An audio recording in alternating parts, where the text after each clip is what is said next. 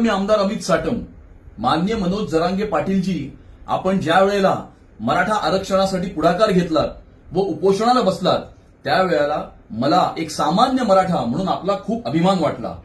आपण खरं तर छत्रपती शिवरायांच्या आदर्शाचे पालन करीत होतात.